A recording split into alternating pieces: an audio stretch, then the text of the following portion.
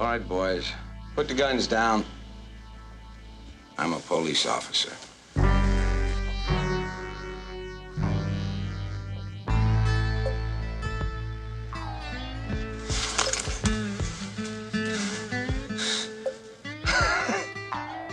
What do you know? Rent-a-cop from up at the college. You ain't even a real pig.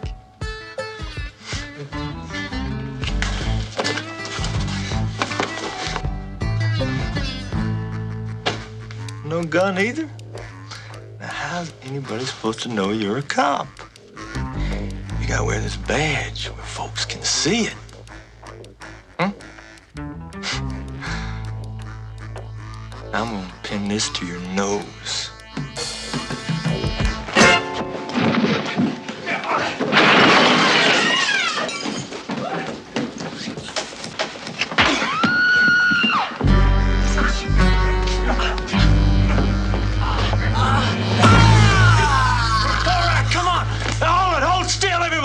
Over. Okay, boys. Let's get on with it. Case register. Open it up. Go, move!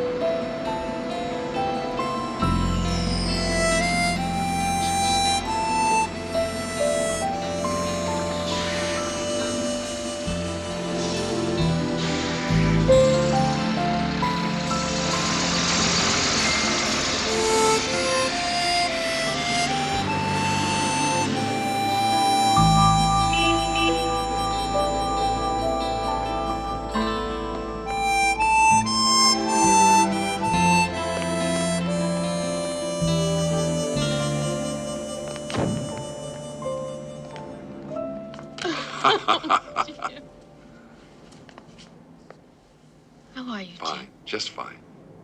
You look good. You look beautiful. Everything looks beautiful.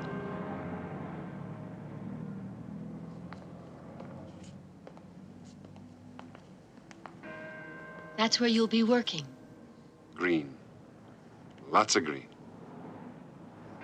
How's Quartz? In the hospital. What? Damn fool got his leg broke. Well, how did it happen? Get in the car, I'll tell you about it.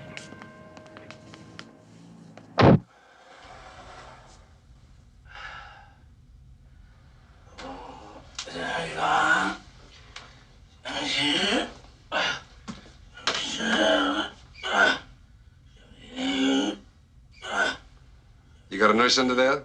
Oh, hey, Jim. Hey. God damn it.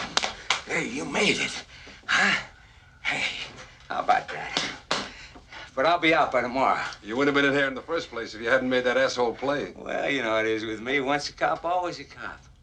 Gee, good to see you out. Good to be out. Sit down. Let me look at you. Hey, by God. You look just like an ex-con. I am. Oh, by the way, you can start at college anytime you want. Sooner the better. Well, you got the midnight to 8 a.m. shift, and it's a horseshit job, Jim. Same as yours. Hey, hell, I'm cheap. I got me a car, got me an office. Don't have to wear no monkey suit. And you're hated. Well, I had to do something, Jim. Damn farm was eating up all my retirement pay. You see, Jim, I was born down here. Hell, in those days, a farmer could make out, but nowadays... Mr. Willinger, you'll get back in bed. Yes, ma'am.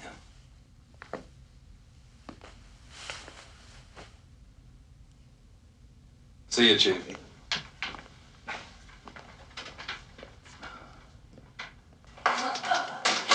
Okay, Terry. See you same time next month. Bye. Bye. Jimmy, what are you doing here?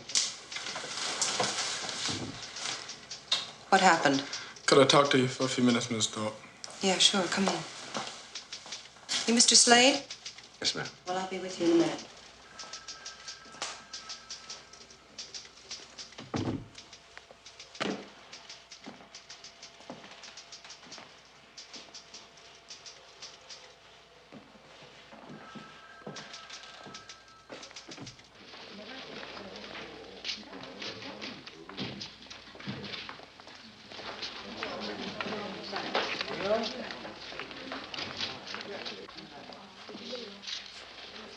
You tell him to call me back as soon as he gets off the line. I'm sorry about this, Jimmy. Look, you go back to work and I'll take care of it. Okay? Stay cool. Thank you, Miss Thorpe. Mr. Slade, you can come in now.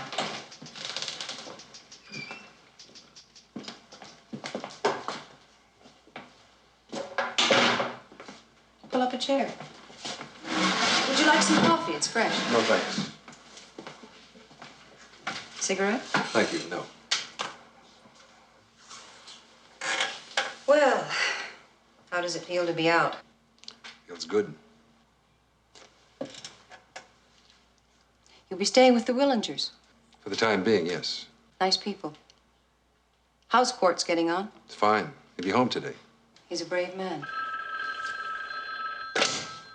Hello? Yes, Jack, I want to talk to you very much. Jimmy Gill was just in here. Listen, Jack, I was there.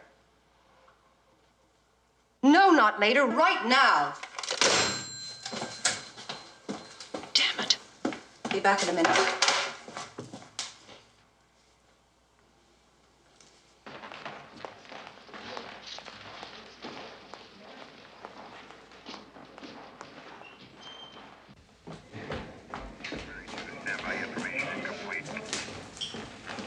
Morning, Linda.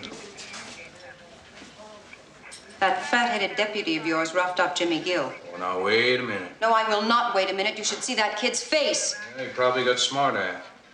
Virgil's a sadist, and you know it. God damn it, Virgil's got to do his job. Anytime anyone spits on the sidewalk, you roust one of my people. Car 22's on the horn, Sheriff. All right. For Christ's sake, Linda. No, we ain't talking about, what's his name? Martin Luther King? That kid, Jimmy Gill, been up for armed robbery. He's also on parole. I know. And he has the same rights, if not the same privileges, as any other citizen. Okay. Okay. I'll look into it. All right, Jack. But I'm warning you. If your people keep harassing my people, I'm going to take it upstairs. Have a nice day.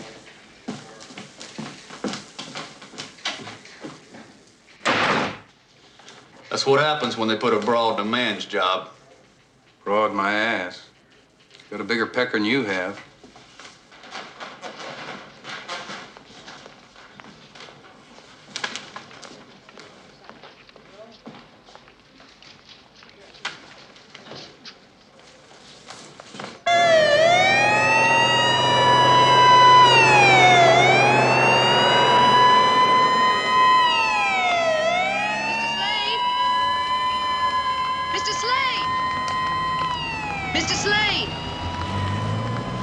seemed busy. I thought I'd come back later. I know, I'm sorry. We can talk now. Mrs. Thorpe, I think I can save you a little time. I know the rules. Immediately upon your release, report to your parole officer. I have. Only with the permission of your parole officer can you leave the county of your residence or change your address. Any change in employment must be approved by your parole officer. You shall not consume alcoholic beverages to excess. You shall not possess, use, or traffic in narcotic drugs. You shall not possess, use, or have under your control any deadly weapons or firearms. Wait a minute, where are we going? To catch my bus. You shall not operate any motor vehicle without a valid driver's license and the written permission of your parole officer. And that, Mrs. Thorpe, about covers it. Except for one thing.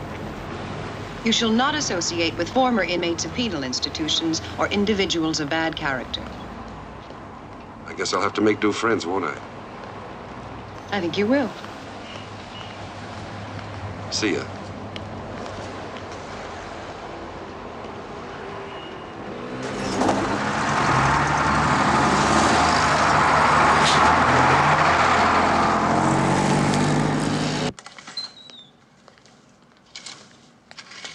Good morning, Jim. Good morning, Sam. Cold night, wasn't it? Damn cold. Nights like that, Jim, you ought to stretch out on one of them cots in the boiler room. If I did, somebody sure as hell steal the school. And thou shalt not enter into heaven anything that defile it.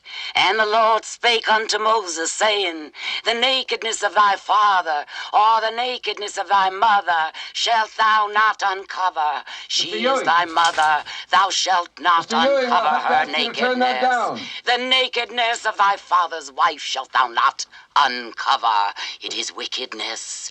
The nakedness of thy sister, daughter of thy father, or daughter of thy mother. There's been some complaints even in the girls' their dormitory. nakedness, Them's the thou sinners that should shalt heed the not word. uncover.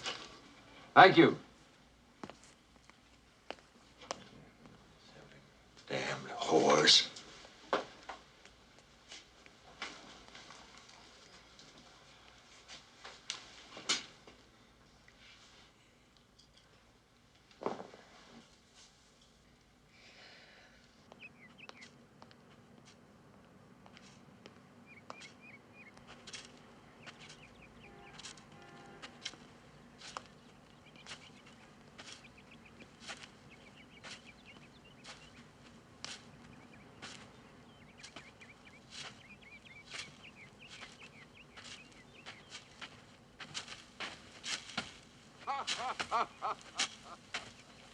What the hell are you laughing at? A damn fool. No reason not to stay in shape.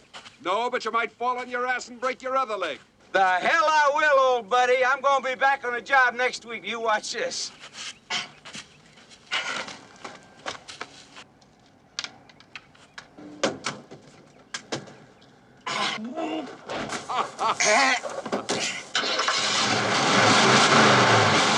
See you at the house.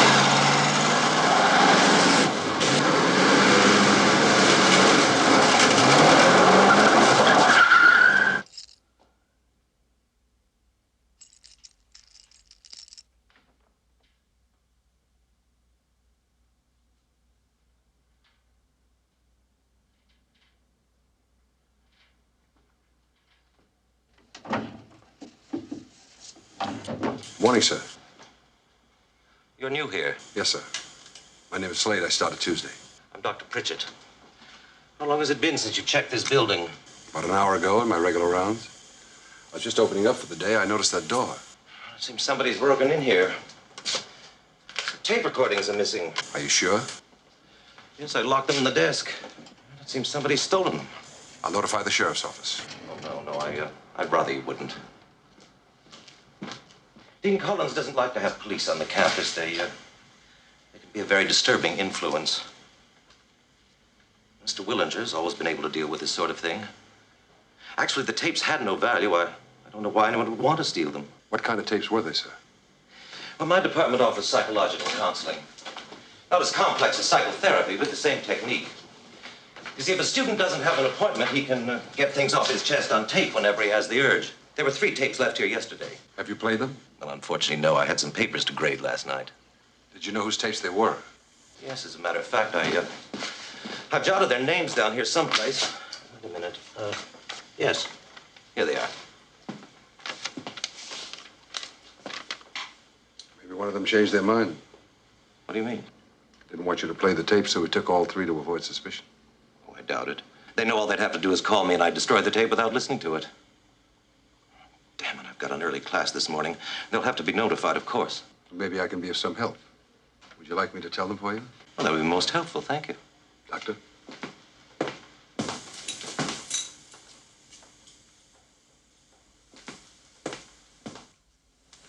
Oh, shit! Did you tell anyone you made it? No, I don't go around telling people I need psych counseling. How about your boyfriend? Harry? He doesn't even know I made it. Did you talk about Harry on the tape? He is all I talked about.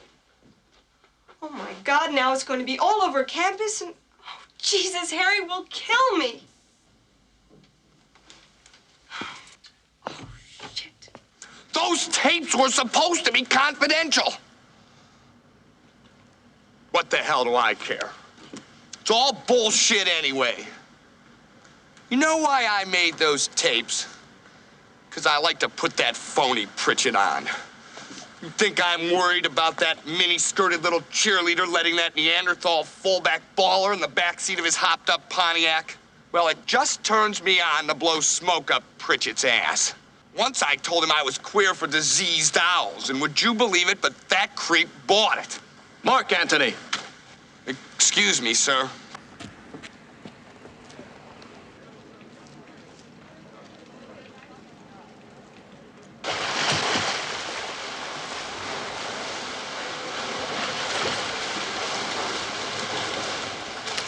I really can't see anybody breaking a lock just to get my tape.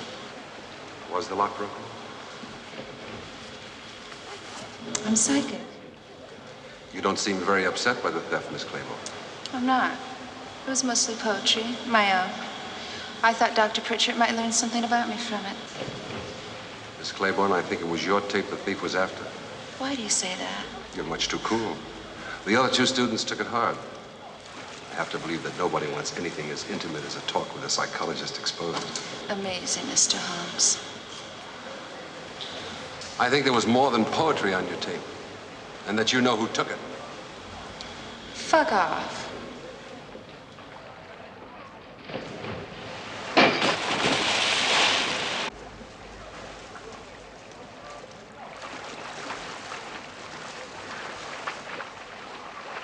Natalie Clayborne, huh?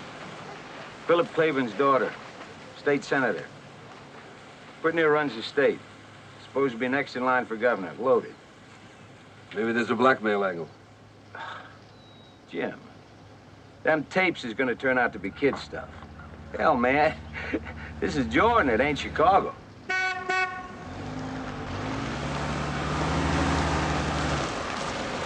Morning. Don't get up. Well, this is a wholesome little domestic scene. A joy to a parole officer's heart. You're just in time for lunch. Fresh trout. No thanks. This visit is official. I'm supposed to check out Mr. Slade's living quarters. Oh, Jesus, Judy, get rid of the heroin and them broads. Come on in.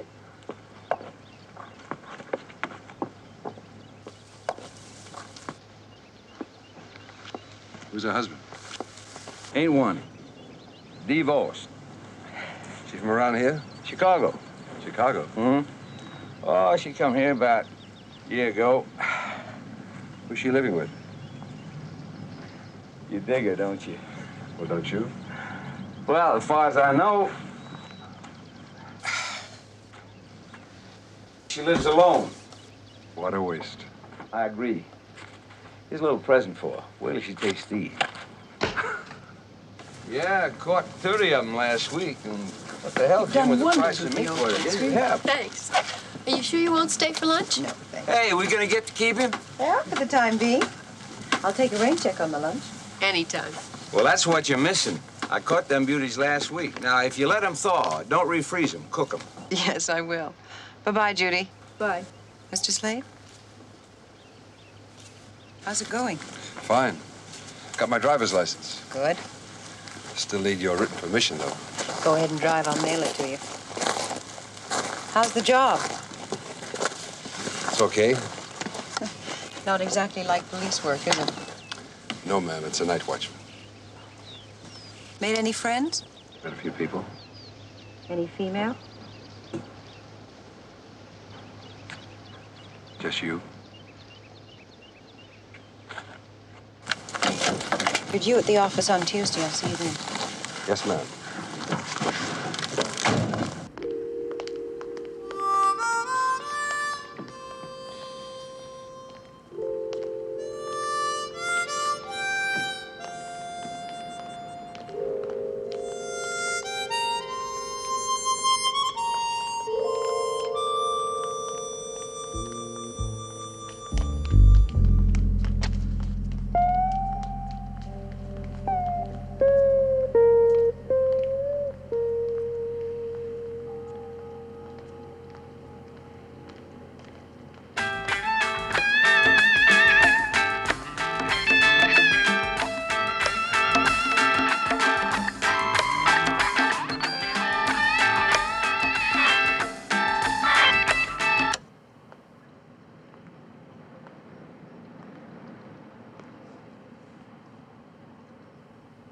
Come on, Natalie, get in.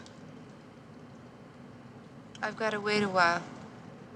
Natalie, I got a midterm in the morning. Now, will you get in? There's somebody I've got to see.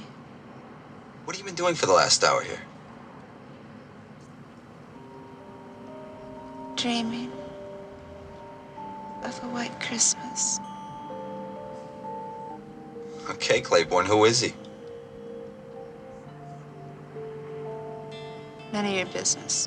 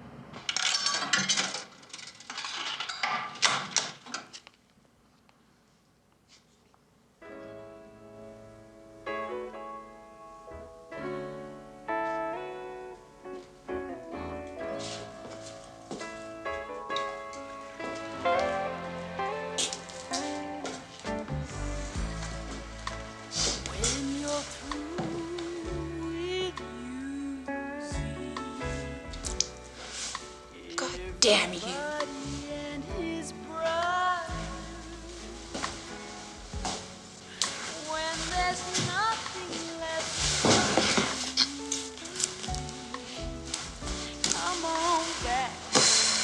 You're supposed to be back on the campus by 12. You gonna think on me? I should. Bastard. Hey, pour me another.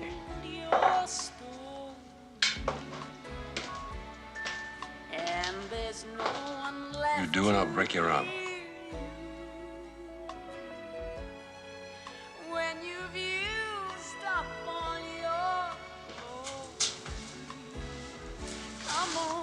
Now, what are you doing in town at this hour? Tell me, Dick Tracy. You're after that stolen tape. Did you get it?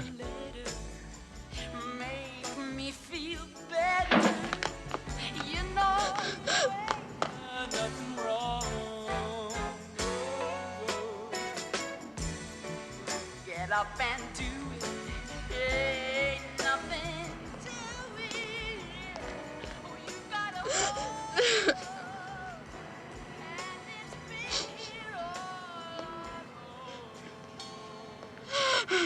Miss Clayborne, why don't you tell me who took that tape? No. No. All right, no more questions. Come on, I'll drive you home. You've got to be in by 12, and I've got to be to work. Or we're both in trouble. No. Hello? He's just coming in. Hang on. What happened to you? I fell on my ass. Who's that? Dean Collins. Oh, the dean. Yes, sir?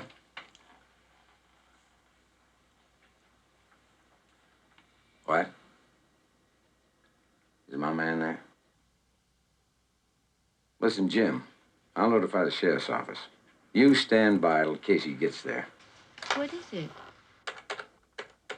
Coed's been killed. My God.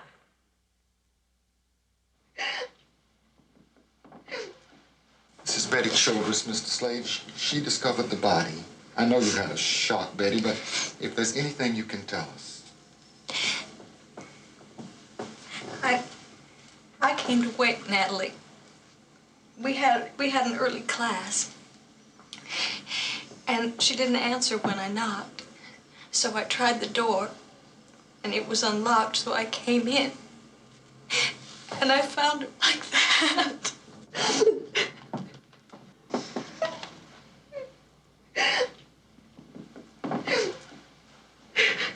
How well did you know Miss Clayborne?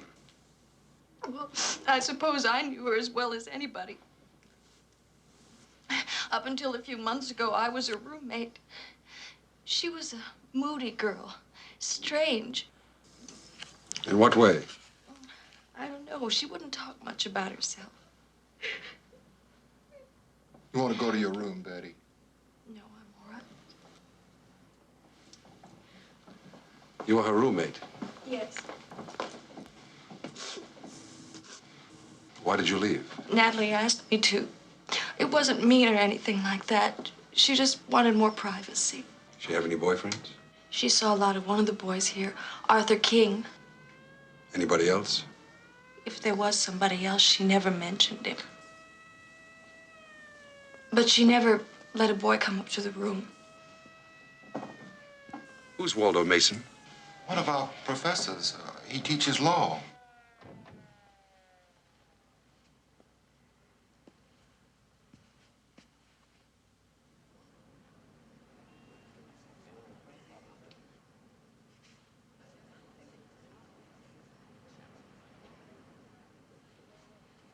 The sheriff is on his way up, Miss Childress. He'll want to ask you a few questions, but don't you be frightened.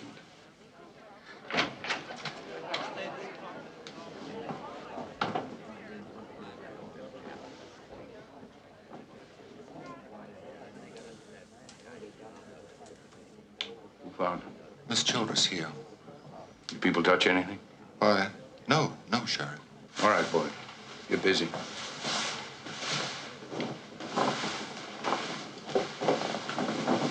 I don't know you. You new here?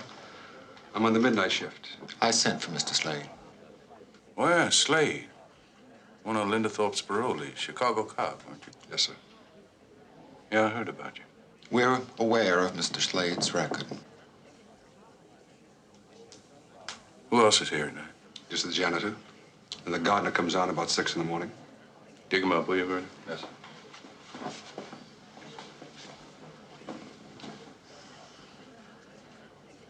You sure let those kids run wild. 10 to 1, that snail's knocked up. You check that out, Doc. Just one, please, Sheriff. Get him out of here. Close the door.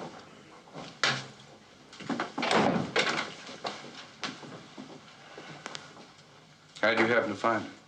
I already told Mr. Slade. You can go. Don't get lost. I'd like to talk to you later.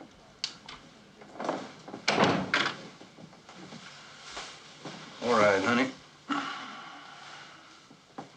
Let's start from the beginning.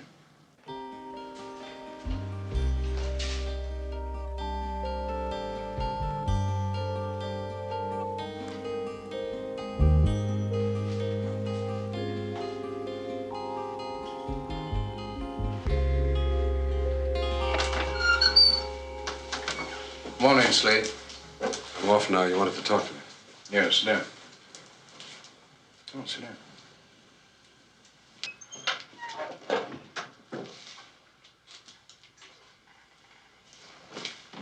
Now, you tell us about that stuff. just some rags I picked out of a trash barrel to clean up with. You notice that stuff's been poured over a lot? What would they make of that in a big city? I guess the same thing you'd make of it, Sheriff. Take a look at it.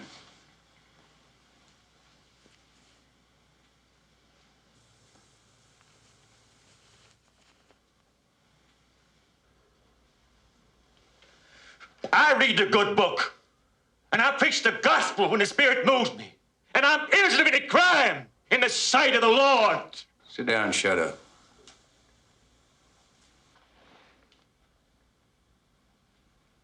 He's a lay preacher, one of them crackpot churches we got around here. Found some religious literature in his junk.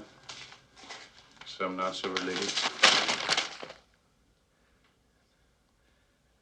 That's the filth they use to corrupt the minds of American youth. I show it to my congregation and denounce the sinners who peddle it.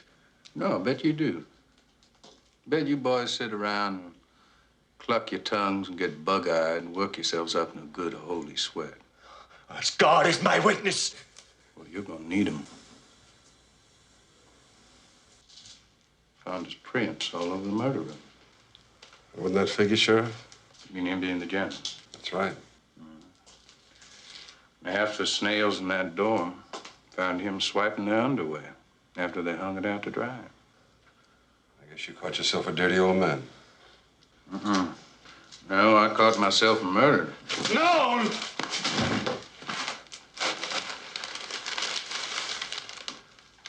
You did yourself a little window shopping in that dorm last night. There's a light on in the Clayborne girl's room because she was reading. The harlot room? Yeah, you had your eyes on that girl. I mean, she looked all honey and innocent on the outside. But you knew that her mind and her body were as full of sin as Satan's heart, huh? So you went up, knocked on the door, told her you were there to fix the plumbing.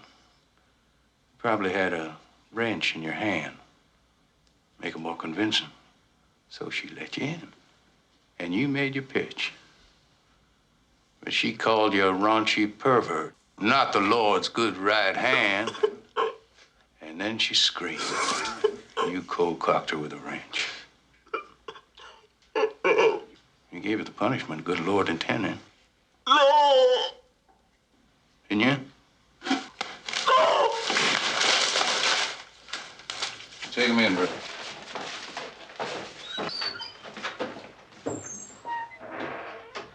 Well, all we need is the wrench. We'll turn up somewhere. There you go now, Sheriff? Yeah.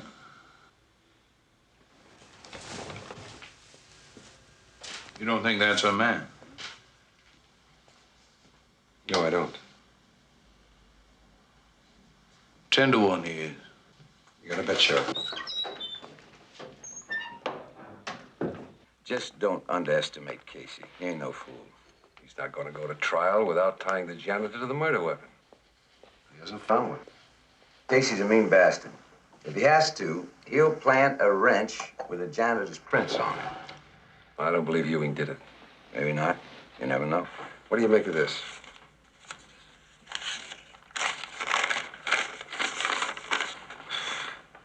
What the hell is that? Found it in the Clayborne girl's room. It's a poem. I copied it. What does it mean? I was afraid you were going to ask me that. You two sound just like the old days. You know how it is, honey. Once a cop. Always a cop, I know. That's how you broke your leg. And that's how you can break your parole. Jim, she's right. I keep forgetting. Well, don't. And if you say once a cop, once again, I'm gonna hit you with this pot. Arthur King? Yeah? Thought you might like to have this. What is it? It's an unfinished poem of Natalie Clayborne's.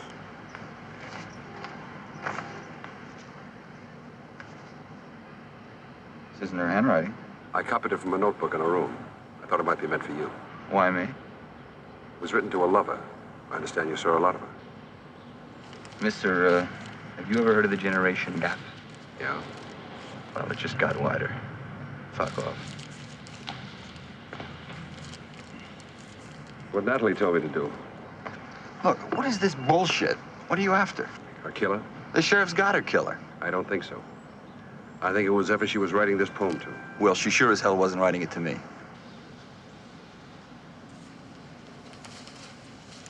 Whoever killed her, I'd sure like to nail him. Why? And what's it to you? You're no cop. Force of habit, I guess. There's something about that kid. She seemed lost. How well did you know her? You mean, was I balling her? Yeah. The answer is no. No one was getting to Natalie, not that way. How about this, this Janus? Janus. It's a Roman god with two faces. Whoever she was writing this to. The traitor. And, Mytilene? Mytilene. Greek, I think. Natalie was hooked on mythology. You drive a red van, I believe. Yeah, with a yin-yang flag. I drove Natalie home the night you stranded her in Jordan City. Where did you go afterwards? Back here, crammed for a midterm. Alone? Yeah. That's bad, son. No alibi. What's your alibi? You drove her home the night of the murder? Yeah. You were the last one to see her. You won't like this, but you'd make one hell of a cop. Thanks for the information.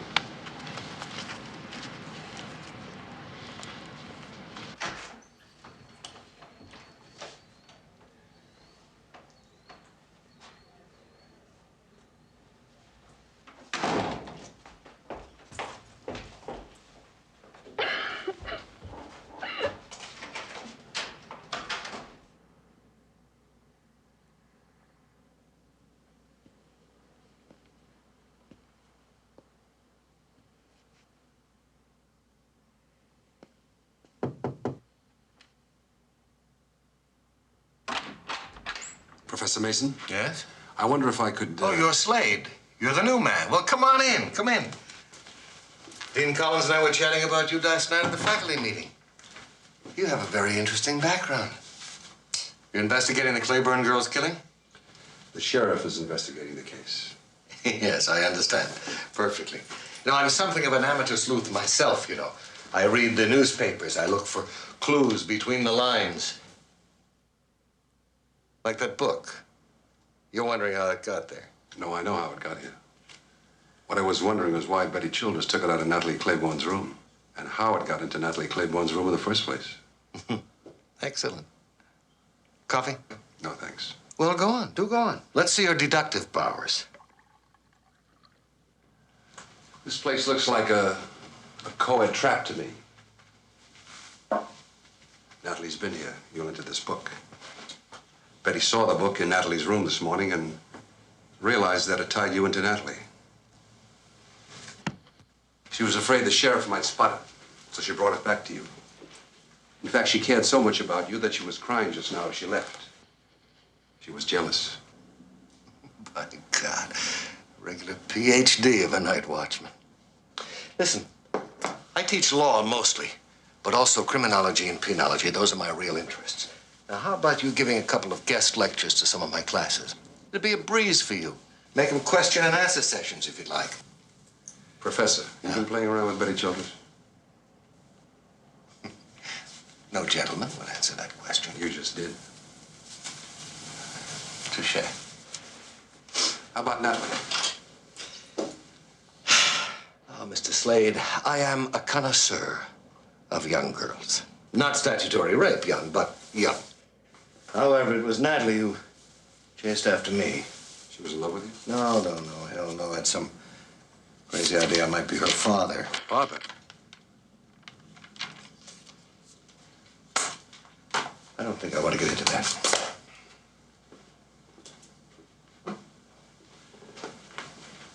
You started the game, Professor. So I did. Does that oblige me to finish it?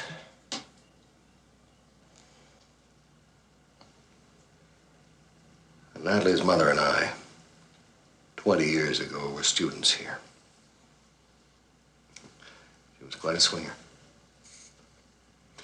She left the college to marry Philip Clayborne and gave birth to Natalie and killed herself not too long afterward. Could you have been Natalie's father? No, I'm afraid not. The dates make that quite impossible. That's the craziest hang-up I ever saw. In my judgment, not so much that Natalie wanted me to be her father. She wanted Philip Clayborne not to be. Hated him. Hated him. Wouldn't take a cent of his money. Lived on a trust fund her mother left her. Any of this helping you? Professor. This painting. Signature K.M. You know whose it is? Well, Carl Metterman. He's the local Rembrandt. He teaches some part-time art classes, runs an arty-farty little gallery down in Jordan City. I gather you don't think the janitor killed Natalie. No, I don't. Any idea who? You, maybe? Why me? Natalie made a tape for Dr. Pritchard. If she named you on it as her lover, I imagine it'd play hell with your academic career. Yeah, that's rather loose talk. And you could get to be quite a nuisance, Mr. Slade. Allow me to give you a little free legal counsel. As an ex-cop, I'm sure you know that criminal libel is a felony. And you are an ex-con, and you are on parole.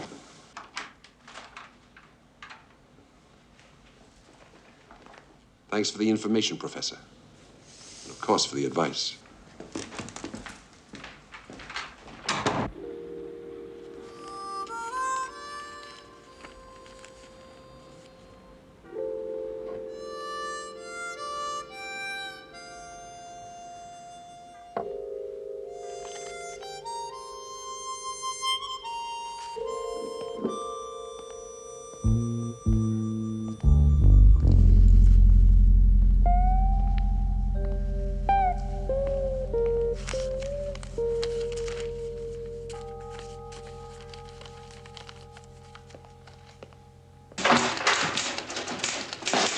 You know that Slade was with the Clayborne girl night of the murder? No. Well, neither did I. He never said a damn thing to me about it. Did you ask him? Oh, come on now, Linda. You know better than that. You should have told me. He's an ex-cop. He knows about that. What's the difference if the janitor did it? Well, I'm just telling you up front that when I get around to Slade, I don't want any squawks from you about rousting your people.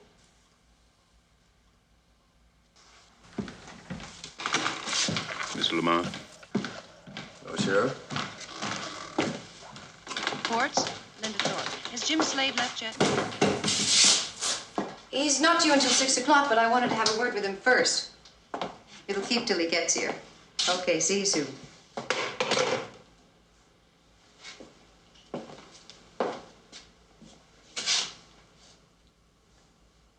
Problem? Oh, the usual. This is a pleasant surprise. What are you doing down here? Something not so pleasant. I just paid my taxes. You are coming by later, aren't you? Oh, of course.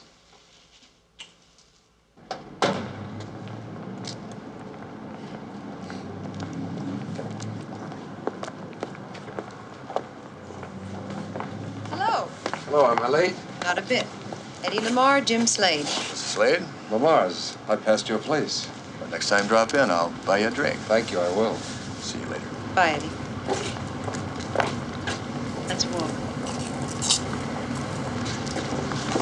He's a good-looking man. Isn't he? Boyfriend? He's married. Boyfriend. I like him. I've been worried about you. Casey says you were with the Clayborne girl the night of the murder. That's right, she was stoned. I drove her back to the dorm. Great. Well, it seemed the least I could do. Mr. Slade, being a good Samaritan is a luxury a parolee can't afford. Especially with a mixed-up kid like Natalie Clayborne. You knew her? I was her probation officer for 3 months on a marijuana rap. I handle things like that for the school. Dean Collins likes to keep it out of the sheriff's office. Did you get to know her well? Not really. She never talked about herself much. Casey's going to give you trouble. And if it gets too rough, I want you to come to me. Thank you. I will. Is that all? Yes, I think so. Good night. Good night.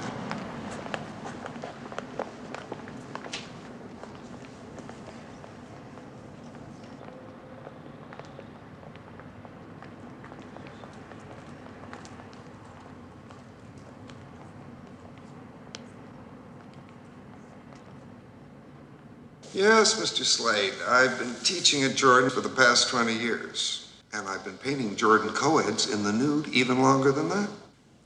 Ever since I was an art major. But what you really want to know is whether it was at their request or mine. Now, am I right? No, sir. That would be none of my business, Mr. Mitterman. Drink? No, thanks. Artists, Mr. Slade, do not always have affairs with their models. I painted Natalie because she had a Rubenesque body, full and satisfying, like her mother's. I also painted when we were students here, nude. Did Natalie know that? Now you're going to ask me, Mr. Slade, did I have an affair with Natalie's mother? No, sir. Yes, but it did cross your mind, didn't it? As a matter of fact, Natalie was quite obsessed with the thought. It turned out that that was the real reason she came to pose for me. It fascinated her to think that I might be her father. Have you ever had that problem? No, sir. I didn't think so. Good night, Mr. Slade. That's 975, Mrs. Thorpe. Will that be charged? Yes, please. 419 Elm, I believe. Mm-hmm.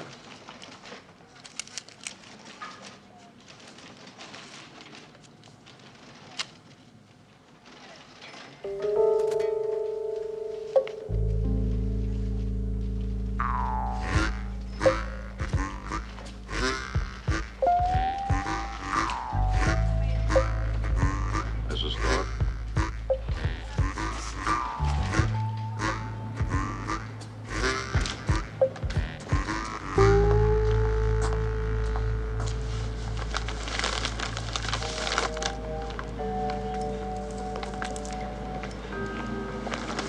Something wrong? No, nothing. Were you waiting for me? Where's your car? Oh, well, I only live a block from here. I walk to work. I'll walk you home. Which way?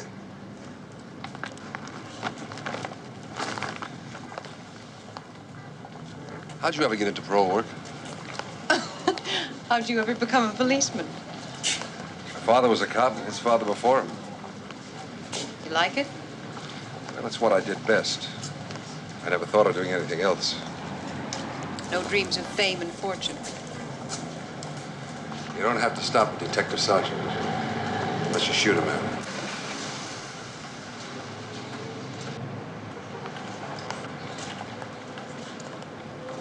That doesn't seem like you. You're a cop. You live 24 hours a day with violence. You get used to violence. Yes, you do. I was married for 3 years to a gangster. You name the racket, Jerry was in it. Must have been tough. Not at all. I knew when I married him. I knew from the beginning. There was plenty of money. We lived the good life. I liked it. But you divorced him. He was an animal.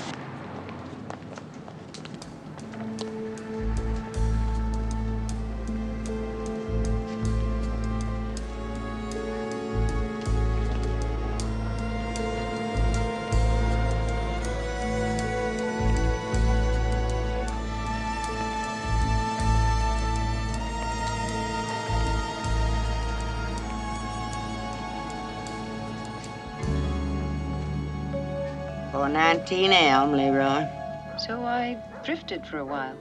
London, Paris, New York, Las Vegas. And I ran out of money. Then I decided I'd better get to work. Parole officer is appointive here, not civil service.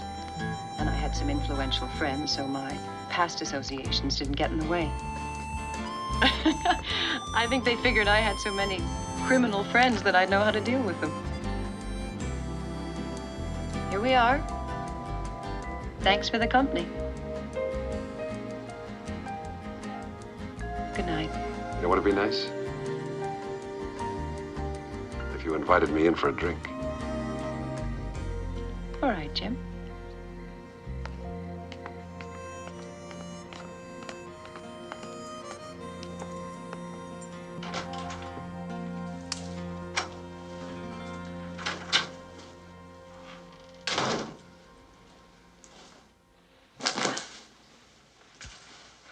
Kitchen's in there. Hit the lights, Charlie. Charlie, I think you killed him. Well, couldn't see. His arm's like a worm. Juicy, too. Where we gonna do it, Leroy? In the bedroom where you're supposed to. Me first, Leroy? Like hell, Cash. I'm first. You and Cash flip a coin for second. I'm first.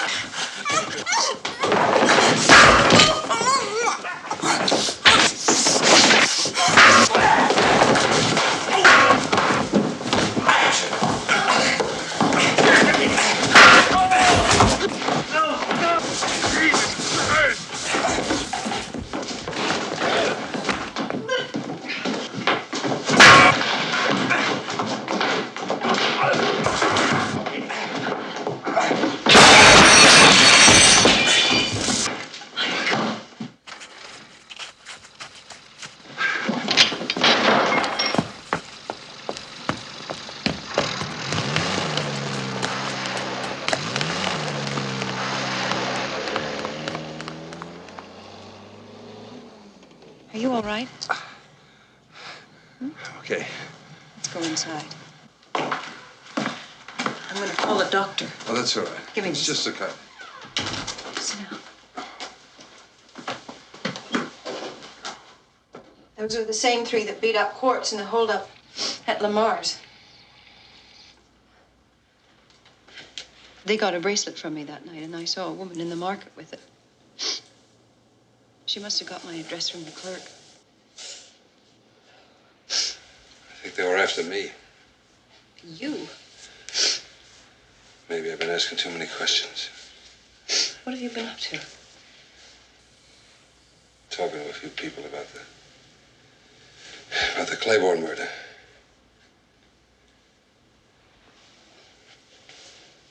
Jim, listen to me. You're not a cop anymore. I want you to go to Casey and tell him everything you know and stop behaving like a goddamn fool. Okay. Oh, I'm sorry.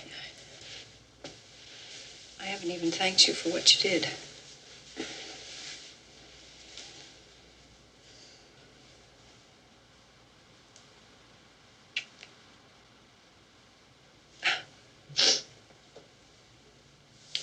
It'd be nice if you give me that drink you promised me. Yes. You sit here and I'll get dressed. Take you to the hospital and get that cut closed. And then you're going to Casey.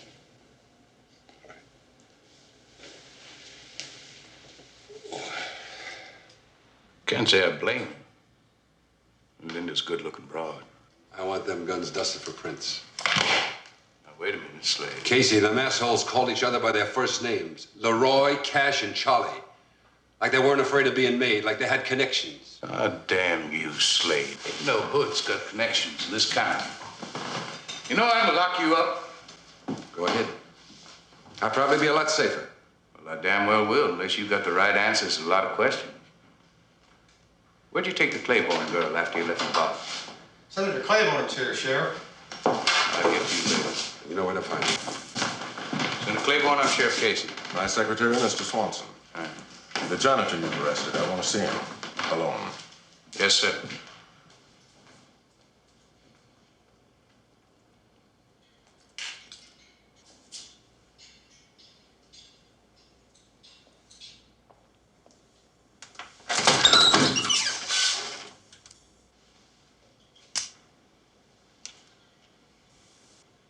If you're looking for that wrench, Mr. Swanson, Sheriff's been over this place with a fine-tooth comb.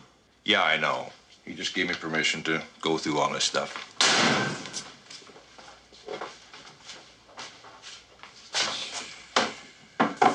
Maybe I can be of some help. What are you looking for? Well, you never know what's going to turn up. Like a tape recording?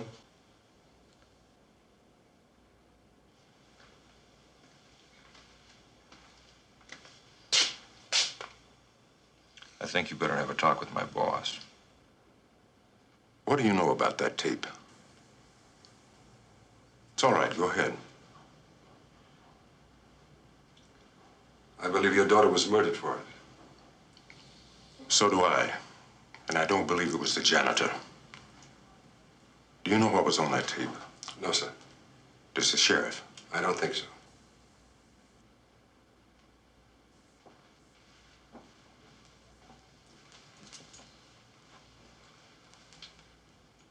You don't seem like a mere night watchman. My name is Slade, sir. I'm an ex-cop homicide. Retired. Busted. I did time. I'm on parole. I shot a man. In the line of duty? In my wife's bed.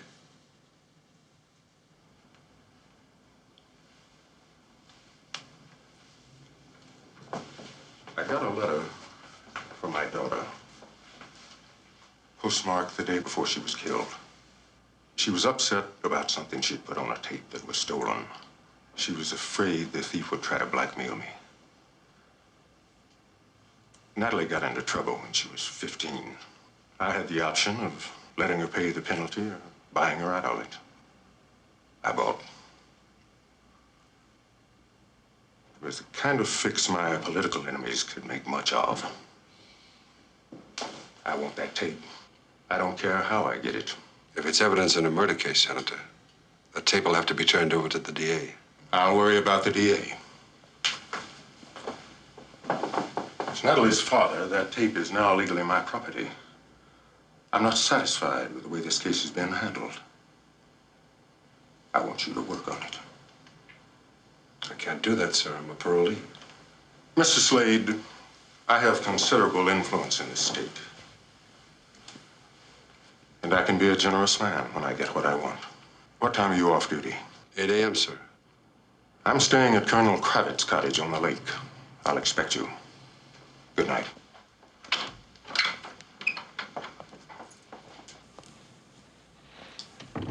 Mr. Slade, congratulations. Welcome aboard. Well, you're going to accept now, aren't you? Did you hear what I said in there? I'm not sure that's wise, Mr. Slade. I happen to know there's a lot of money in this. A lot more than the senator implied. Money? I thought that'd interest you. I suggest you and I get together, have a little cup of coffee, have a little talk. Just between the two of us. Mr. Swanson, I don't know if you're on the take or just testing me for the senator. But either way, I don't like it. It's when does a legitimate secretary carry an automatic? You wait till the senator hears about this. I won't tell him.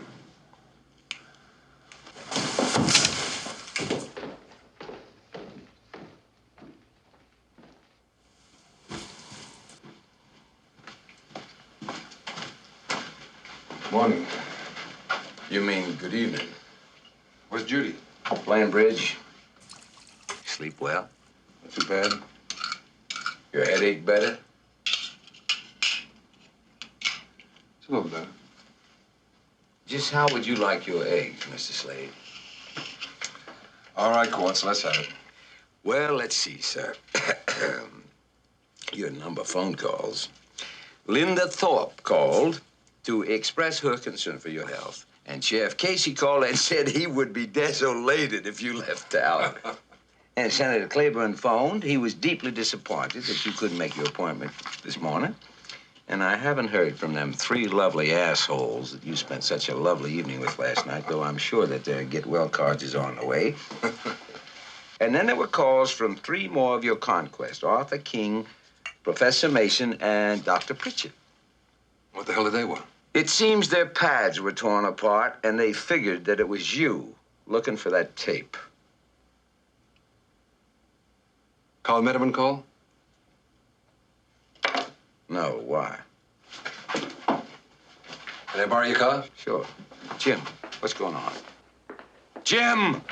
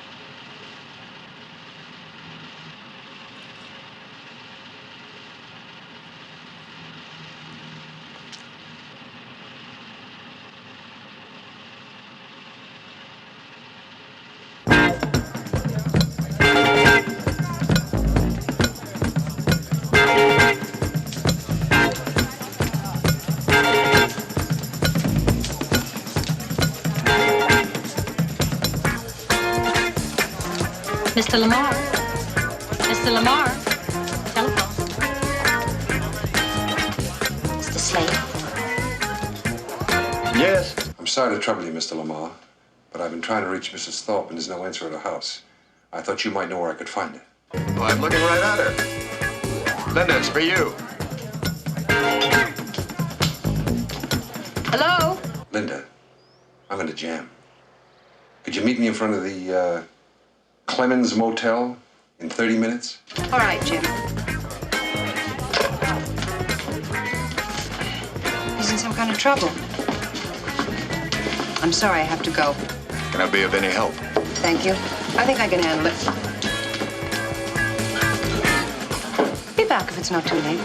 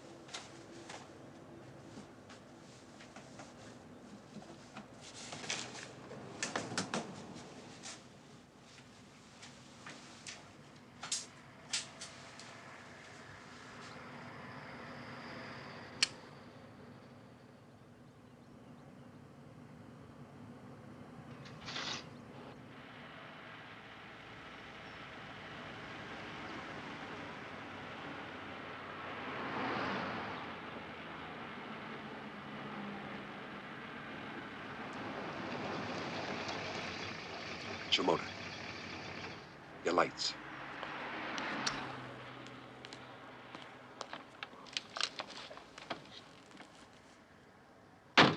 Linda, I'd like to borrow your car. Where's yours? Mine's too easy to spot. Jim, are you at this again? Somebody tried to kill me tonight. They got the right car, but the wrong guy was in it. I'm safe as long as they think I'm dead. I've got to lay low. This time you're going straight to Casey, and I'm going with you. Like hell I am. You're making me sound like a broken record, but you're an ex-con on parole. I break my parole, I do 3 more years. Tonight I damn near did no more years. Jim, please, if you go on like this, I can't help you. I'm sorry, Linda, but it's my neck and I've got to do it my way.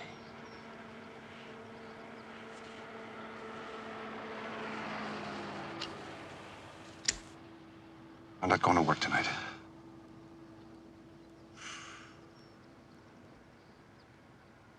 All right.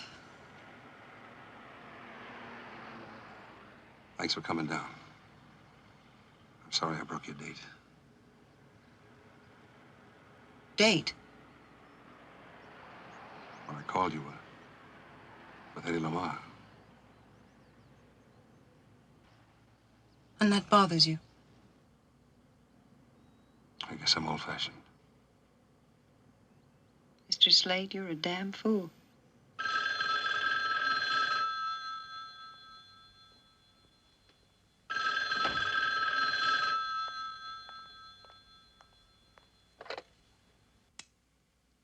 Hello? Yes, Eddie. No, it's too late for that. I'll see you tomorrow. What? Yes, Eddie, I'm going straight to bed.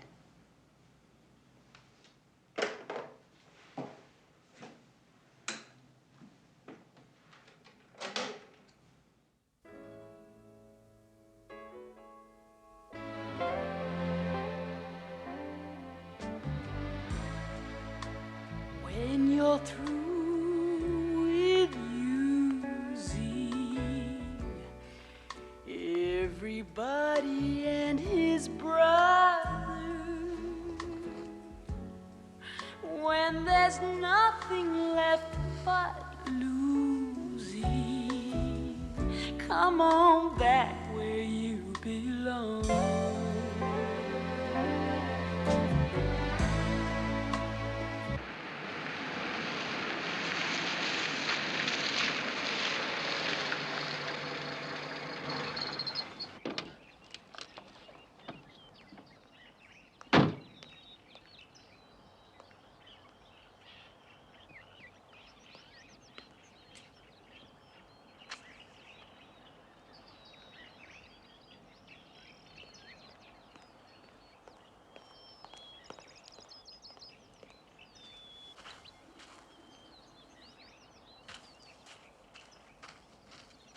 Good morning, Senator. We had an appointment yesterday. I'm afraid it's a little late. It's later than you think, sir. Your boy Swanson is dead. He was burglarizing everybody who knew Natalie. He wanted to hijack that tape and go into the blackmail business for himself. Who killed him? Probably the same people who left this on your mailbox.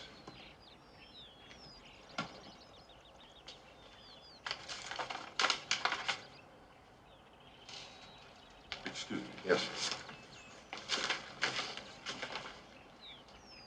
It's blackmail, all right. How much? $250,000 in cash in exchange for the tape. I'm to be at the Jordan City bus terminal at noon. This is our chance to nail him. Yes.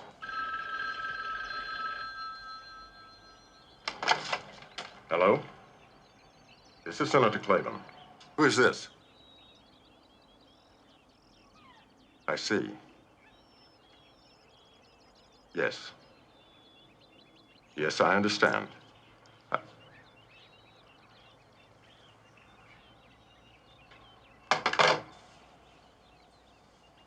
Mr. Slade, I've decided to handle this myself.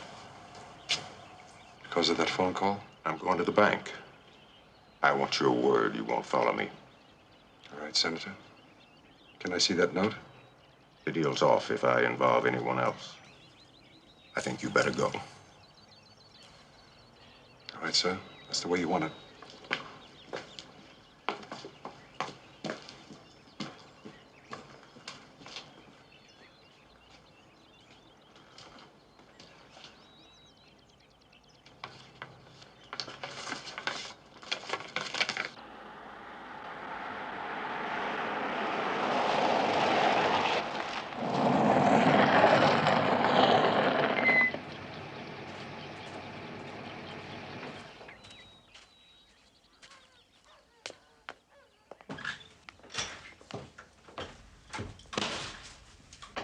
Morning, Sheriff.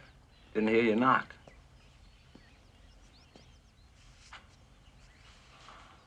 Where's your car, Quartz? Oh, gee, it's funny you should ask that. It was stole last night. How come you didn't report it? What for? Your boys couldn't find a turd in a cow pasture. Well, found it all right. And a bullet hole in the windshield, blood on the seat.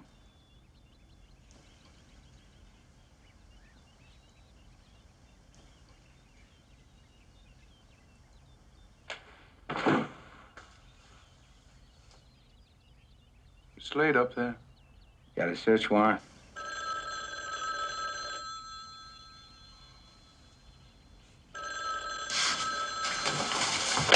You touch that phone, I'll get my shotgun. Your status in here is the same as that of a prowler. Excuse me, please.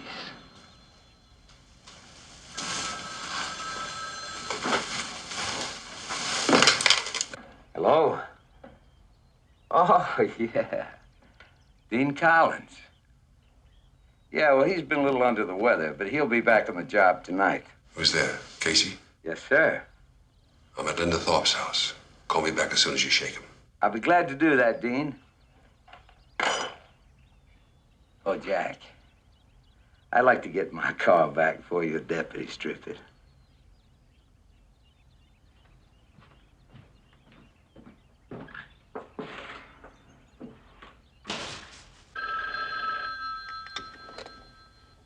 Oh? Jim, where the hell have you been?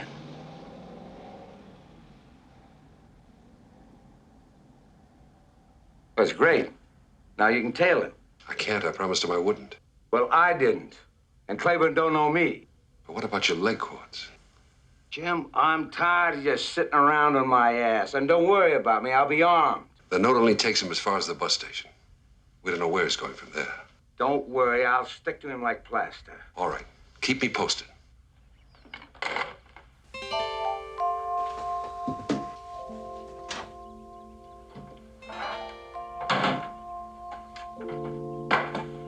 Where do you think you're going with that? Hunting.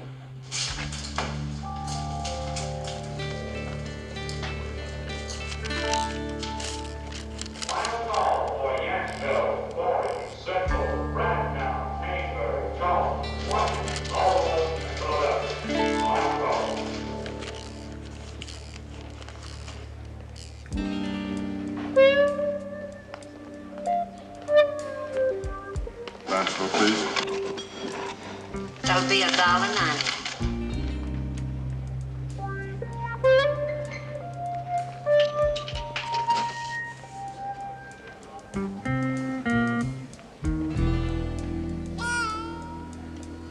Vanceville.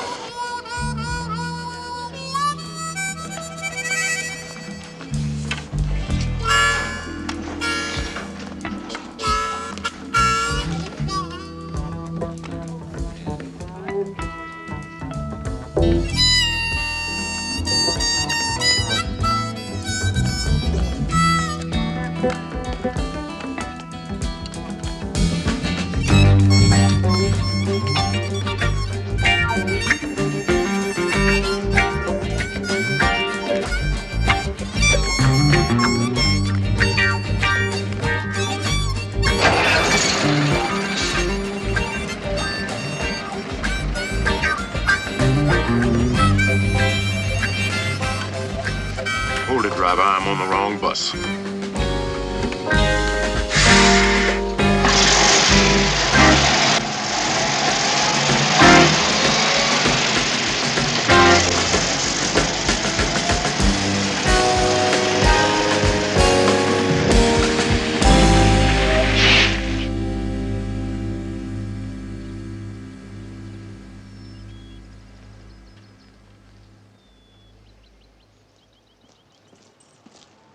How'd it go, Senator?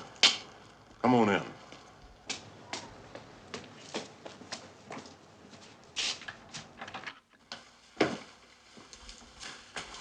Well, the bastard's delivered. Where, sir? Behind the fireplace in one of those roadside parks. I left the money, drove away, came back in an hour. The money was gone, and this was there.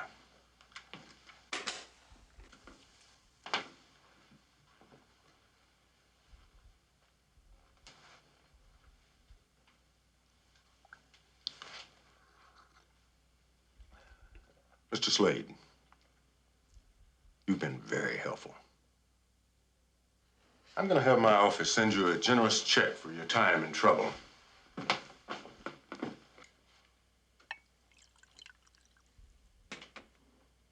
Still got a dead daughter.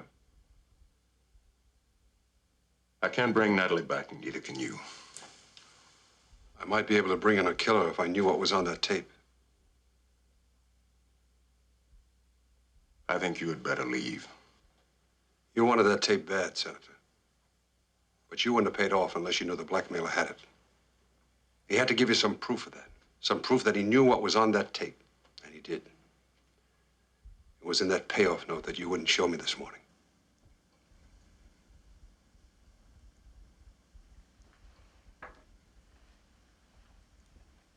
You touch that note and I'll kill you.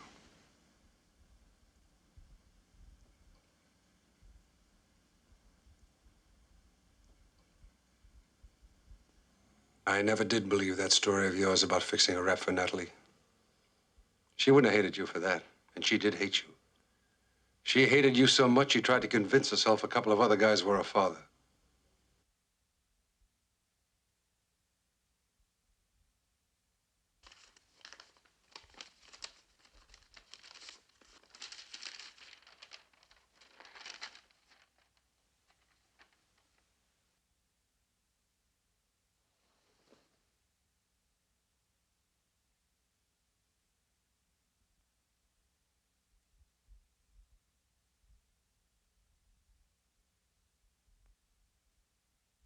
I love Natalie.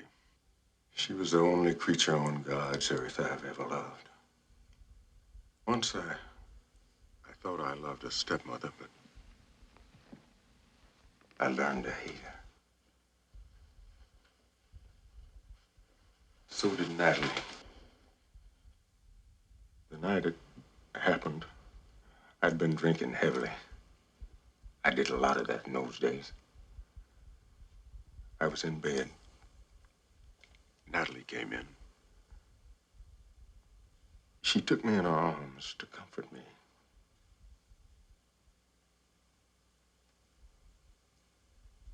I don't know how it happened, but I know that I started to make love to her.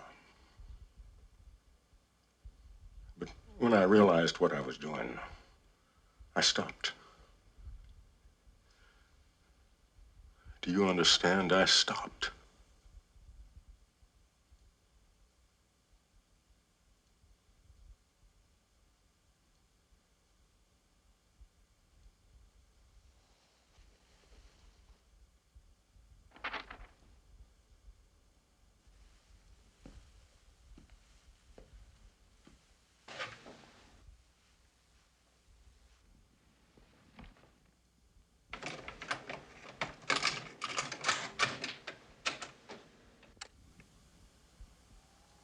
This is Lester Perlman, Dr. Pritchett.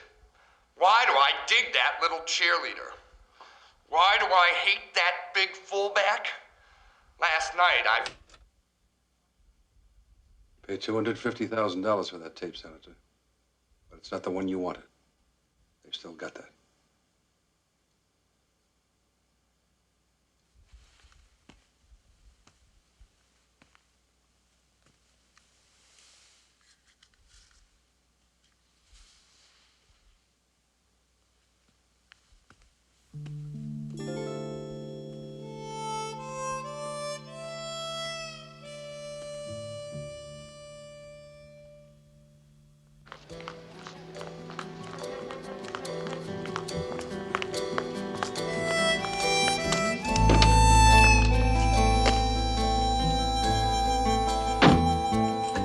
Casey's got a manhunt going for you. I might as well go in and face him. What happened? I just left Clayborne. He paid off, but he got taken. First, we're going to go home and have some supper.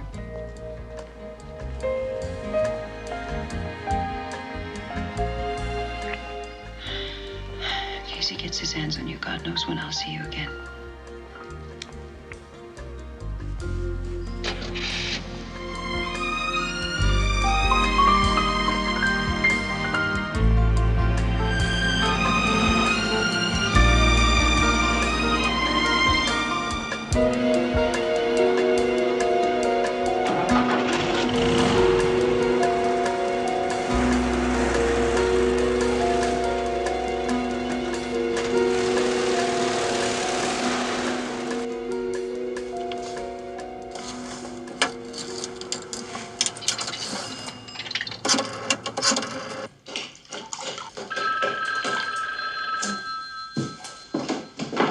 Hello?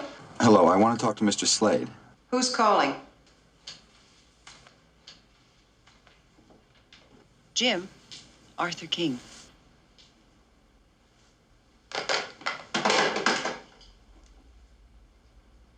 Hello? Hello, Mr. Slade. I know who Natalie's lover was. The key to her is in that poem she wrote. Tell me. No. You meet me and I'll lay it all out for you. Where are you? Well, you wait there for me. It'll take me about a half an hour. I gotta go. Where? Campus post office. Post office? Arthur King thinks he knows who Natalie's lover was. Who?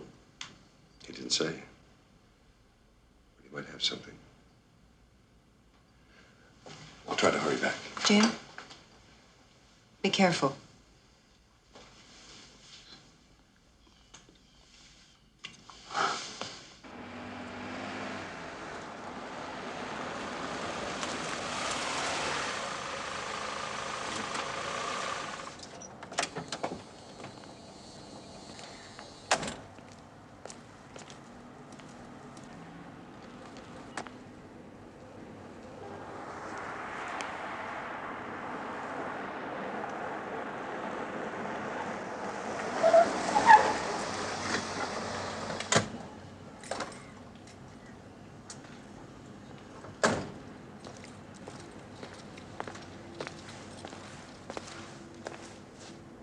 Well, looky here.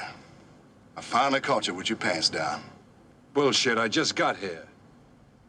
And suddenly, what the hell are you doing here? I was cruising. Got a call somebody had a shot here.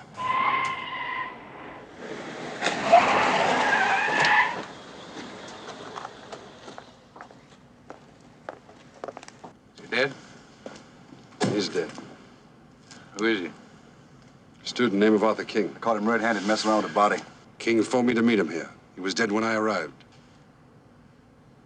Slade, the death rate in this county has tripled since you got here.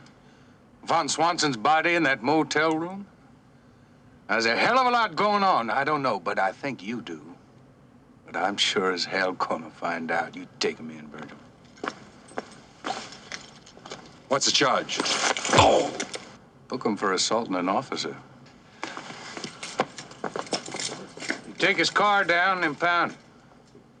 Here, wait a minute. It's Linda Thorpe's car. Yeah. That's right, Jack. He had my car. Is there a law against that? You haven't a damn thing on him. I'm his alibi. Arthur King phoned him here. I was with him. Now, I want you to release him at once, or I'm going to start making phone calls.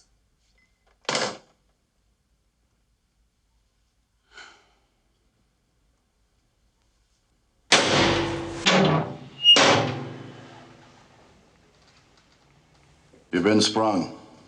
By who?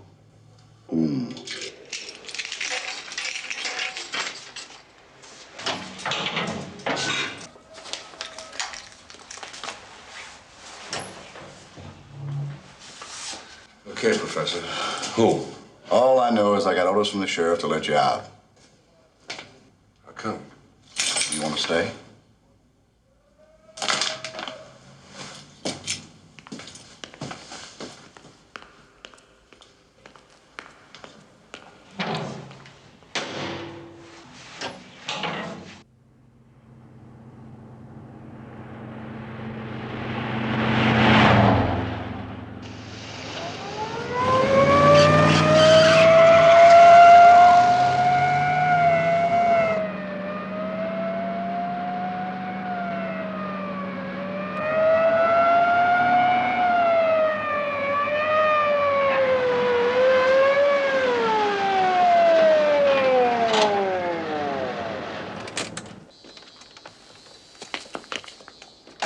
Casey?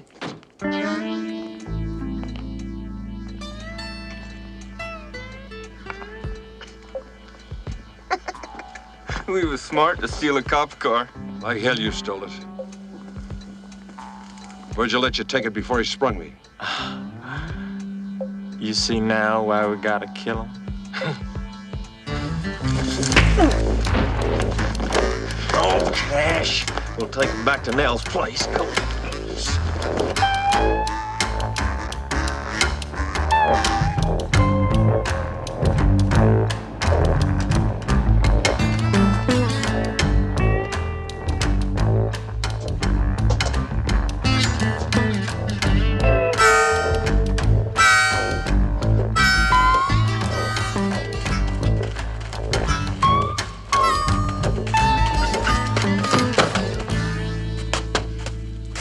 I gotta return Virgil's call. Now, you lay off of him till I get back.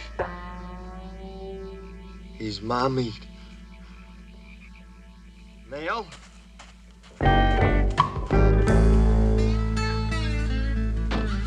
So this is the stallion that done all the damage the other night.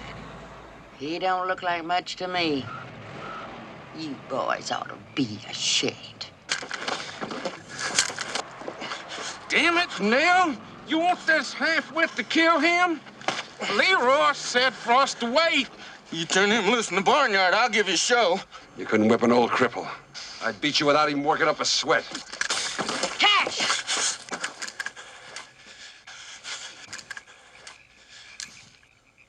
You think we all mush brin like Cash? You just a baiting him so we'll turn you loose to fight. We'll just put him on ice till Leroy gets back. Put him in the cellar, boys.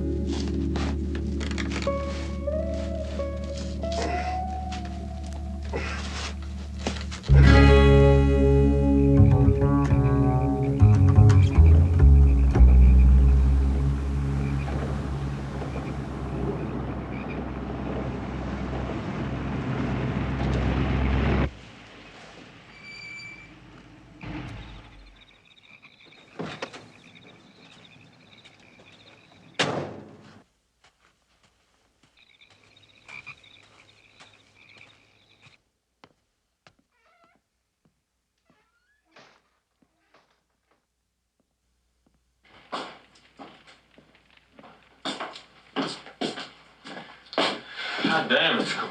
All right, where is he? In the cellar.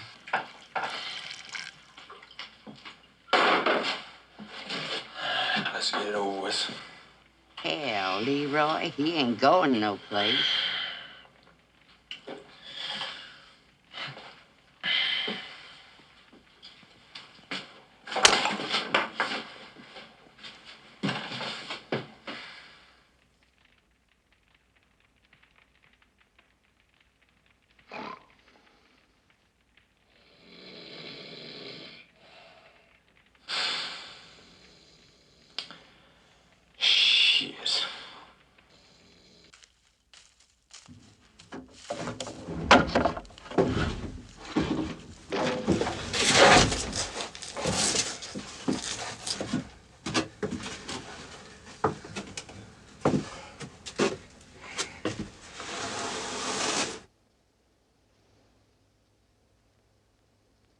How's your pals? He drunk up a storm last night. Didn't hardly give me a drop. But that whole time, I was studying on you. I ain't as dumb as they make out. Sure you're dumb. Virgil gets the gravy, you guys do all the dirty work. He don't either. We got a good deal with Virgil. We can do anything we want to, and we don't get busted just as long as we do a few things for him. Like what? You hold still. I'm gonna bust your arm at the elbow. It'll go just like Kenley. The Royal skin you alive for this. Uh-huh. I studied on that, too. They want a cripple for the fight. And that's just what I'm fixing to give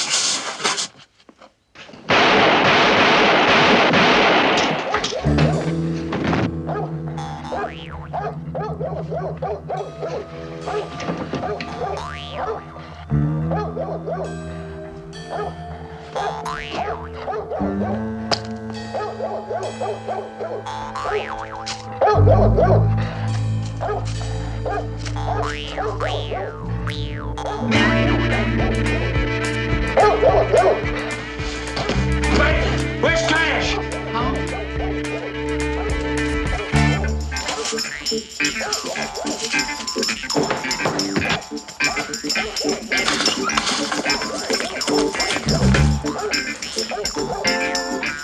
He killed Cash. He shot him. Shot him dead. Get the dog, Charlie.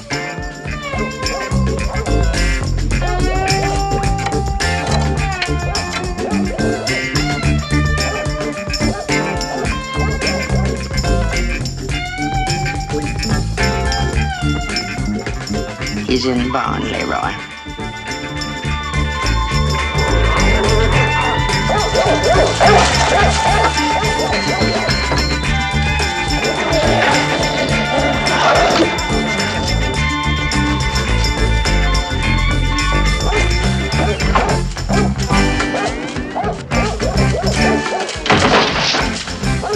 Go in and get him, Charlie.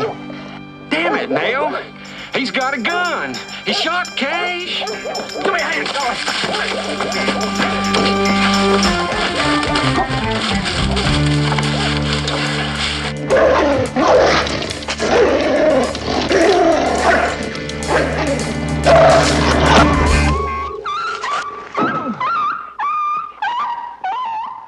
Son of a bitch killed a dog. Get your ass up there!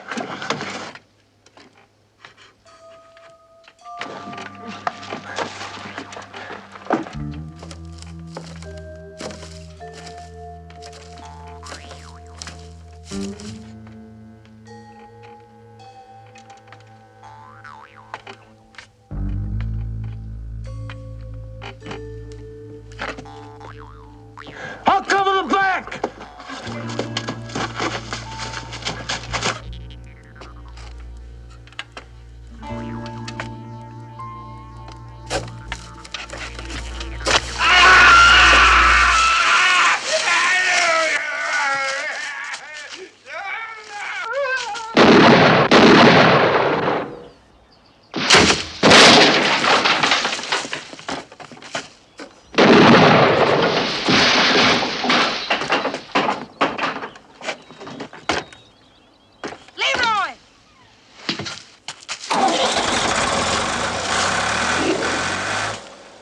He's in the tractor shed.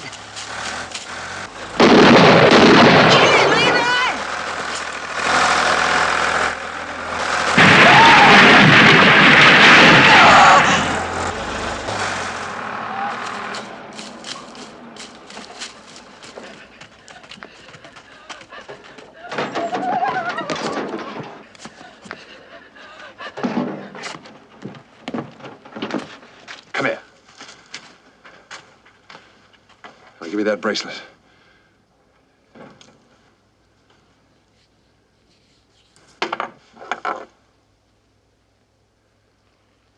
Now get out of here. You gonna shoot me in the back? I'm going to count from 1 to 10.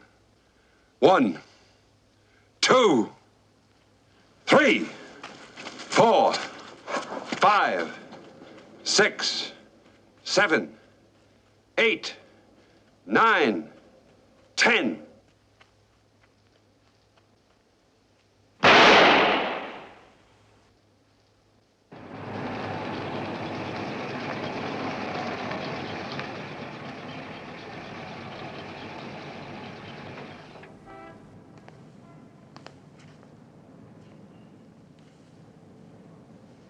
Morning, Slade. We got a thumbprint off the key to Swanson's motel room. It was yours. You're under arrest. I just killed 3 men, Casey. I'm in no mood for any of your bullshit. Now, where's Virgil? Well, he's home, I guess. He's off this morning.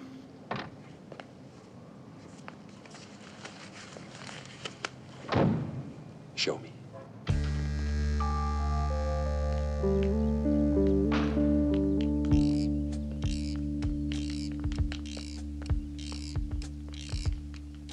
God, you're right. He's taken off.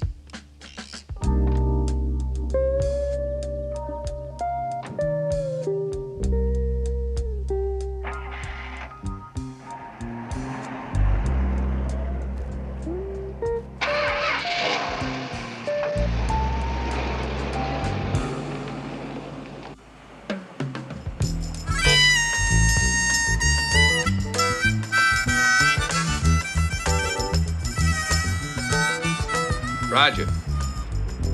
Picked her up outside gas station near the state line. Took a chance letting her go. I figured she'd be easy to spot. Nobody quite like her. I wanted to give her plenty of time to tip off Virgil. You want to let me in on the rest of it? You'll have it all before the day is out. Now quit gabbing, you're gonna lose it. Slade, you ain't very good company.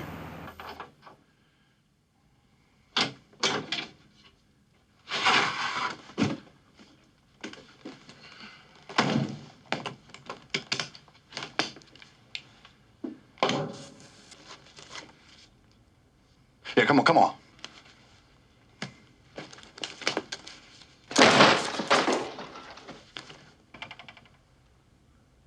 Don't say a damn word till I talk to my lawyer.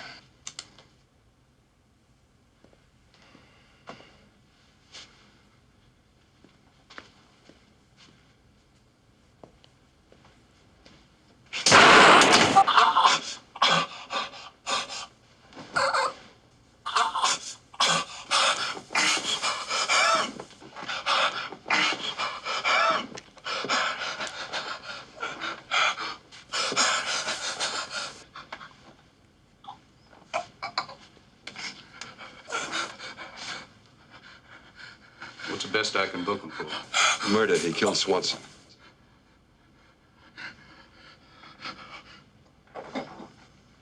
What about him? Murder. He killed Arthur King. You run a test on those guns, they'll check out.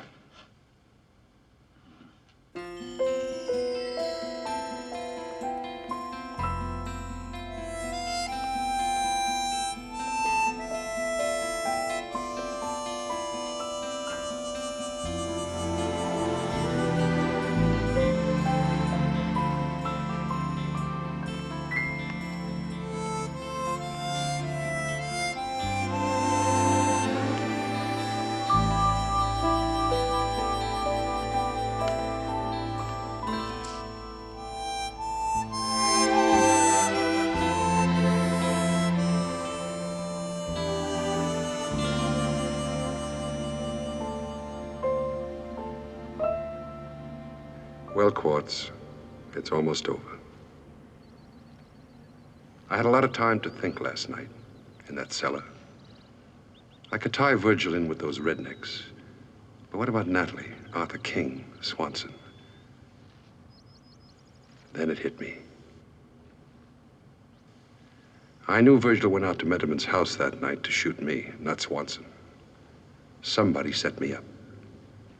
And there was only one man who knew I'd gone out there in your car. It was you, Quartz. It was crazy. It didn't make sense. I tried to lose it in the darkness, but it wouldn't go away. So I went back to the beginning to see if I could make it fit. I started with why you went to Lamar's the night it was held up. Without Judy. It's not your kind of place. Unless you were there for a meeting with one of your partners, Lamar. The holdup was just a bad break. It took you out of action. But with me around, you could still stay on top of every angle. You'd be the first to know if anything went wrong. And I reported to you like an ass-kissing rookie. The jogging is perfect. You came up here early and you stole the tapes, and then you jogged. You had those tapes in your car that morning when you did that little circus act for me. When I found Natalie in the bar that night and brought her back to the campus in hysterics, you were tipped off, and you came up here to calm her down. I figure you didn't mean to kill her, just scare her. But she threatened to blow the whistle. You lost your head. You hit her with a crutch. You're good with those crutches, Quartz. Damn good. Following Clayborne on the payoff trip, that was a nice touch. It really had me fooled. Unless, after you lost him, you got off the bus, went back to your car, and picked up the money in the roadside park where your note told Clayborne to leave it.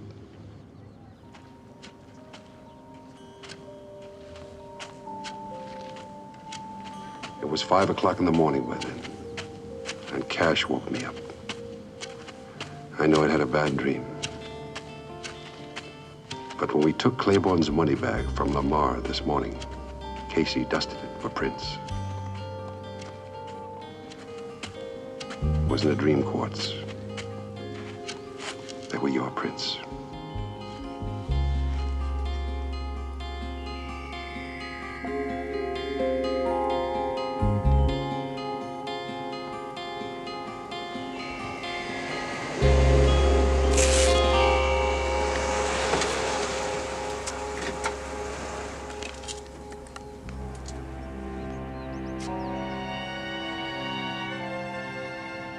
You want to advise him of his rights? You're making the arrest, not me.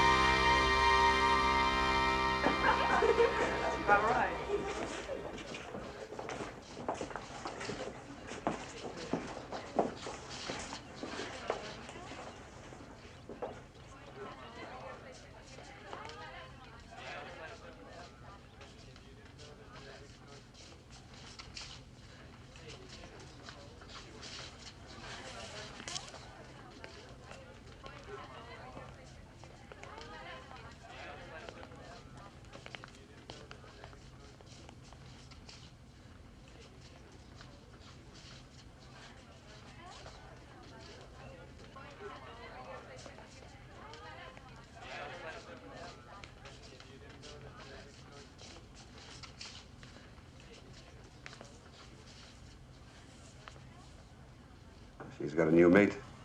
Seems happier. Yes, they get lonely, even as you and I. What can I do for you, Mr. Slade? Tell me about Natalie Clayborne. Told your story, and there's no one left to hear you. When you've used up all your glory, come on back where you belong. Send me a letter, make me feel better. You know you ain't done nothing wrong. Oh, get up and do it. Ain't nothing to it.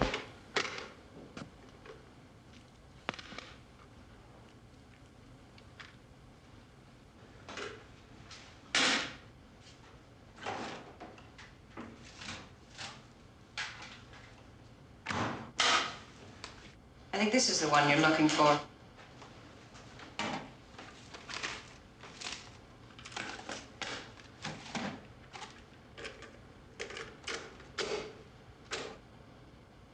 This is Natalie Clayborne, Doctor. And what I am about to tell you, I have only...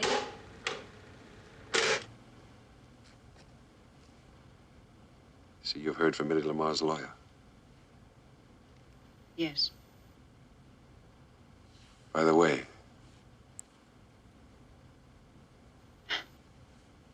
Shouldn't have bothered. It isn't worth much. now how do you like that? I went out and killed 3 men for it.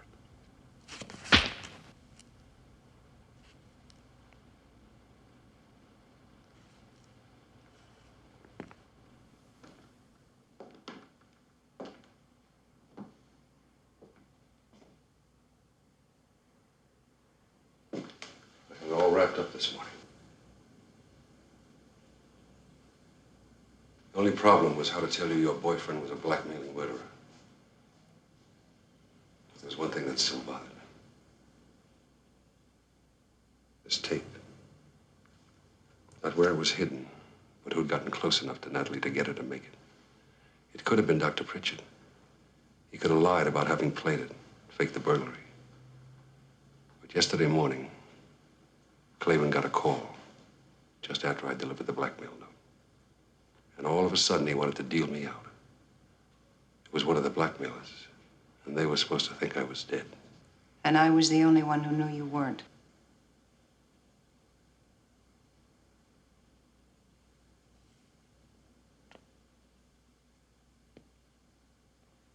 You were Natalie's probation officer.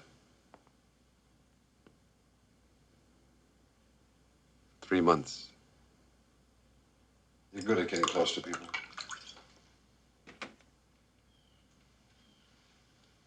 You got close to me in 3 days. I fell in love. With who? Me? Eddie Lamar? Quartz? Natalie? When Arthur King called last night, you knew he was onto you.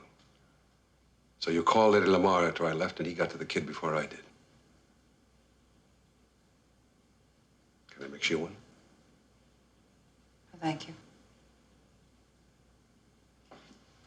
He said he knew who Natalie's lover was. The key was in that poem. Janice was a two-faced lover. He told me that. But I couldn't figure Mytilene. I stopped off at Dr. Pritchett's on my way over here. Mytilene is the modern name for the Greek island of Lesbos, where Sappho and her lesbians did their thing. Dr. Pritchett said that because of the experiences with her father, Natalie could be a setup for a relationship with a woman. I know now that the night that I found Natalie here in town, she'd been to see you. Try to get that tape back. So you called one of your boyfriends, Quartz, and you asked him to shut her up. What took me so long to figure you out was those 3 killers jumping the both of us here in this house. I didn't know they were working for me. And neither did they. I believe you. Eddie Lamar was your front. Virgil was his stooge. When Virgil busted those 3 hoods for holding up Eddie's place, Eddie dropped the charges in return for a little strong-arm service. Like getting rid of me. I never wanted that. Tell me something. Were you and Eddie going to double-cross Quartz? I thought you had all the answers.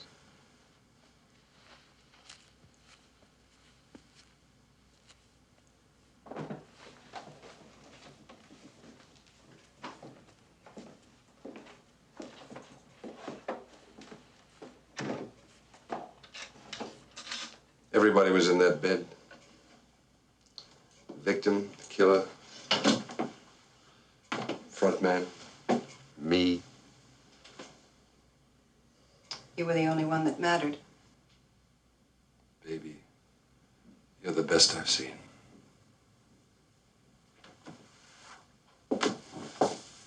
Thanks.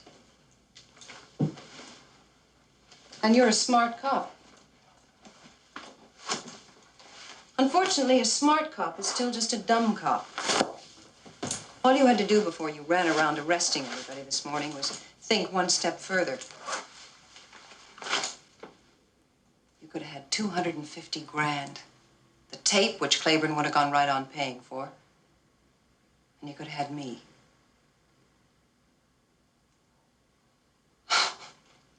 Jesus. That wife of yours must have had it tough up there on that pedestal. You didn't say so, but you were shocked when I told you that I would have stuck with my gangster husband if he treated me decently. What have you got out of all this, Jim? Cops pat on the back? Big deal. You killed 3 bad guys and pinched 3 more. 4. Counting you. Me? What have I done? I didn't steal any tapes. I didn't kill that girl. I didn't write any blackmail notes or pick up any payoff money. I didn't shoot Arthur King or Swanson. And I didn't pay those rednecks to lean on you last night.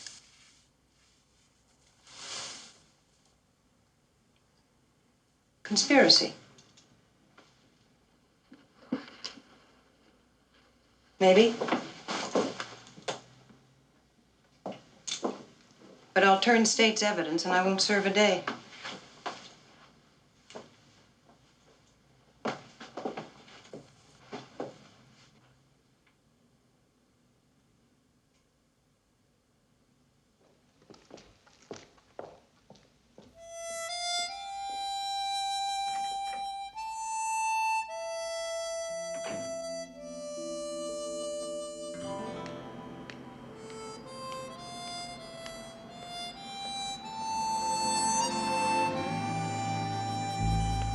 Morning, Jack.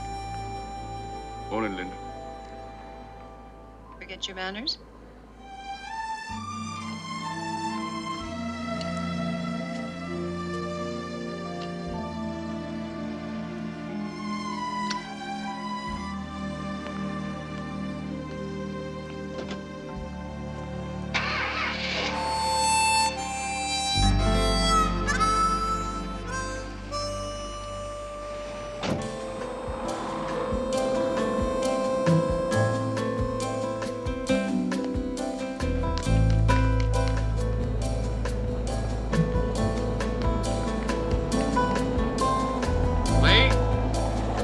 Talk to you.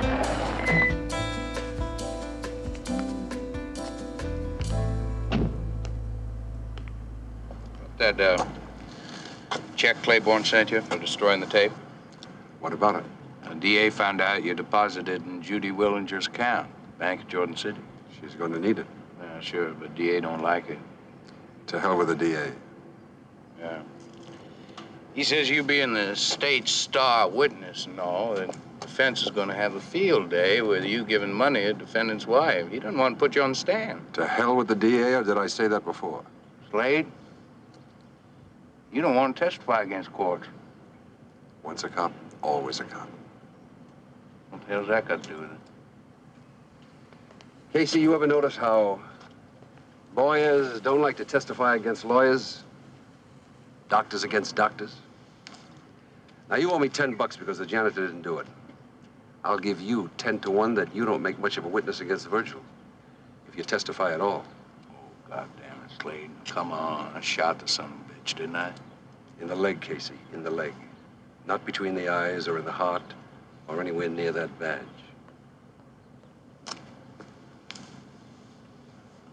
Smart cop, Slade. Somebody once told me that a smart cop is still just a dumb cop. How'd you like to be one again? I might be able to do something about that parole.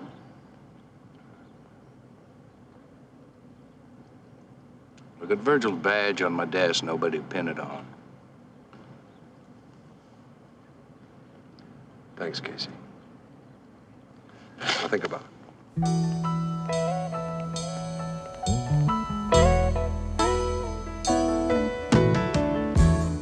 Send me a letter, make me feel better. You know you ain't done nothing wrong. No. Get up and do it. Ain't nothing to it. Oh, you got a hold, and it's been here